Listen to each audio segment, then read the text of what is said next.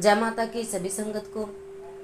आज का विषय रहेगा कि मसानी लगने से शरीर क्यों सूख जाता है और मसानी का प्रकोप जो है इतना भयंकर क्यों होता है, और कौन सी मसानी होती है जो शरीर को सुखा देती है, कौन सा मसान होता है और किन लोगों में ये ज़्यादा प्रभाव डालता है और किस प्रकार से हम इसकी चपेट में आ जाते हैं और कैसे हम इसका निवारण कर सकते हैं।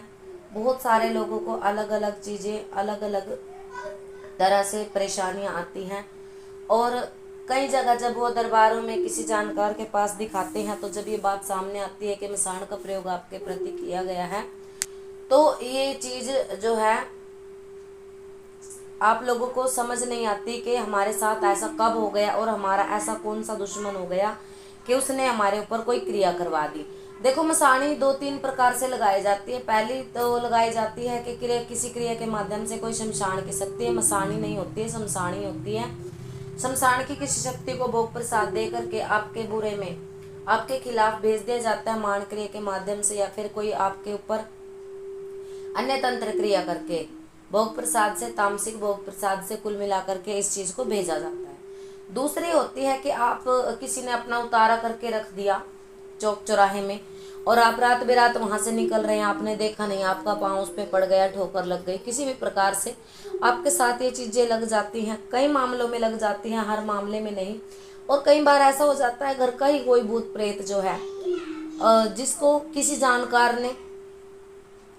जानकार को अगर पता हो कि आपके घर में ये भूत है, प्रेत है, या फिर अकाल मृत्यु इसकी हुई है, तो उसको वो शमशान में भोग दे करके जागृत कर लेता है, और उसी को आप ही के बुरा करने के लिए आप ही के खिलाफ उसको प्रयोग किया जाता है, जिसको कह दिया जाता है कि हमारे देवी पितरों का जो है बंधन कर दिया। तो देवी पितरों का बंधन ऐसे ही नहीं होता, क्योंकि घर की ही कोई बुरी शक्ति को आपके खिलाफ कर दिया जाता है भोग प्रसाद दे करके। इसमें चुराई की शक्ति भी आ सकती है, इसमें आपके घर की कोई अकाल मृत्यु मरी हुई शक्तियां भी आ सकती हैं। तो इस तरह से कौन से लक्षण इंसान के साथ हो जाते हैं। देखो, शरीर सूखने में ज्यादातर सूखिया मसान का प्रभाव लगता है, और सूखिया मसान की एक प्रक्रिया होती है जिससे किसी तांत्रिक के द्वारा इसको साधा जाता है, और भेजने की भी एक प्रक्रिया ही होती है। कई लोग तो वस्त्रों के माध्यम से इसको भेज देते हैं, कई लोग आपका नाम, पता, एड्रेस, गोत्र वगैरह उनके पास आपका होना चाहिए, तो भोग प्रसाद दे करके एक क्रिया के द्वारा उनको किसी न किसी भोग के ऊपर मनाया जाता है। जो शमशानी शक्तियाँ होती है, सूखिया मसान, तेलिया मसान, अलग अलग प्रकार के मसान है, सभी जानते हैं। तो इनको किसी भी व्यक्ति को बर्बाद करने के लिए भेज दिया जाता है। तो तकरीबन जिन लोगों के पास ये चीज़ आती है, जिनका शरीर सूखने का कारण क्या रहता है कि ये चीज़ें तामसिक भोग पे ही चलती हैं, या तो मांस पे चलेंगी या खून की धार पे चलेंगी, सभी जानते हैं इनको। और जब इनको ये चीज़ आपके घर में नहीं मिलती, कुल मिला के आप सात्विक शक्तियों का सेवन करते हो, मतलब सात्विक चीज़ें खाते हो और सात्विक शक्तियों को पूजते हो, तो क्या होता है कि इनको वो चीज़ मिल नहीं पाती, और आपके जीवन में जो है ये एक तांडव मचा देती हैं। आपका कार्य धंधा ठप कर देंगी, आपका कोई कार्य बनते बनते बिल्कुल एंड टाइम पे कगार पे जाके रुक जाएगा। तीसरी बात ये होगी कि आपका शरीर जो है सूखने लगेगा, गंदे सपने आपको आएंगे, गंदे विचार मन में रहेंगे। कई लोगों को तो जो है भयंकर जो है अपने गुप्तांगों में रोग भी हो जाता है, खुजली की समस्या बहुत ज़्यादा बढ़ने लग जाती है इस प्रभाव से।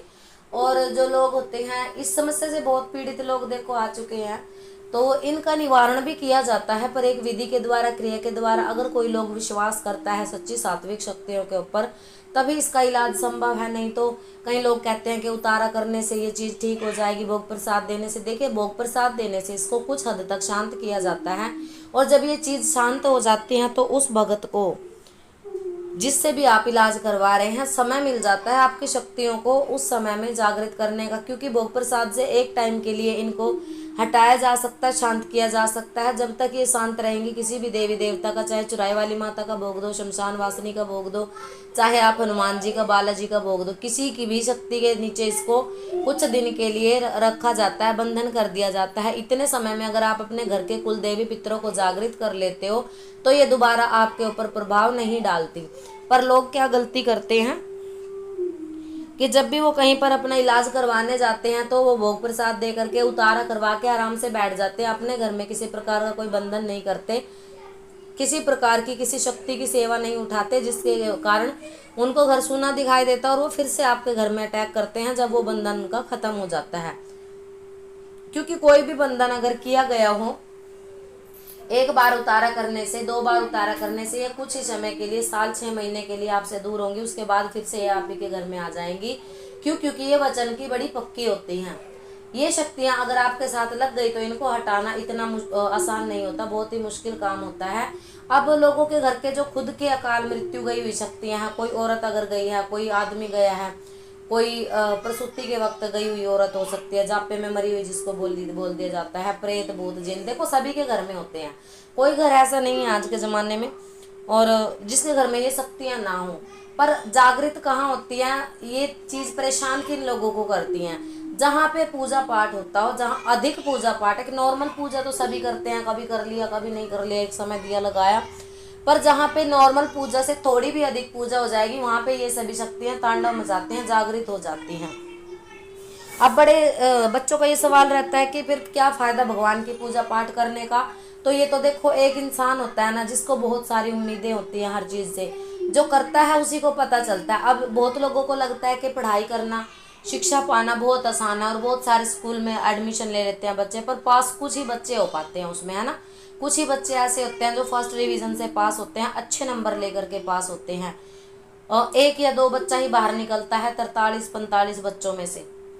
तो वही बात है कि भक्ति तो सभी करते हैं, सबको लगता है भक्ति पूजा पाठ करना आसान है, पर भक्ति पूजा पाठ करने से परीक्षाएं भी अनंत होंगी। बहुत प्रेत देवी देवताओं के साथ जागृत होने लग जाते हैं। आप लोग सोचते हो कि देवी देवता सिर्फ हमारे हैं, नहीं, देवी देवता उन प्रेतों के भी हैं जो आपसे पहले स्कूल में रह चुके हैं और जिनके आशीर्वाद से उनका जन्म हुआ था, और किसी उनके बुरे कर्म की वजह से या फिर उनके कर्म में जीवन लिखा ही नहीं था, उसकी वजह से वह अकाल मृत्यु को प्राप्त हो गए, तो वो भी उन्हीं के आशीर्वाद से प्राप्त हुए थे। अब वो अपनी मुक्ति की कामना करते हैं। जिस घर में भगवान की पूजा पाठ होती है वो अपनी मुक्ति की कामना वहाँ पर करते हैं। ये भगवान, अगर आपका नित्य प्रति भोग लगता है तो हमें भी कुछ खाने को दो, हम भी भोग से विचलित हैं। दूसरी बात कि नारायण बलि और त्रिपिंडी करवाने से क्या इनका परमानेंट इलाज हो जाएगा? नहीं होगा। इनको केवल शांति मिलती है, इनकी मुक्ति मोक्ष नहीं होगा।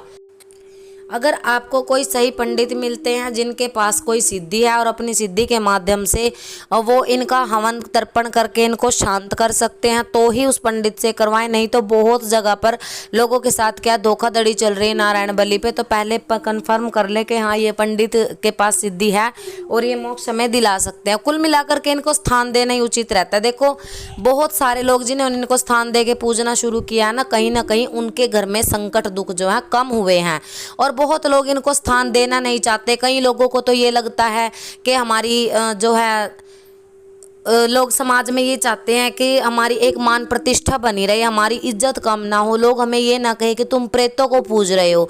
जब जो पर ये चीज़ जो है अंत तक दुख का कारण बनती हैं। तो अगर निवारण चाहते हैं तो इनके निमित्त आपको कुछ ना कुछ करना पड़ेगा, या फिर स्थान दे करके पूजिए। सभी को जय माता की।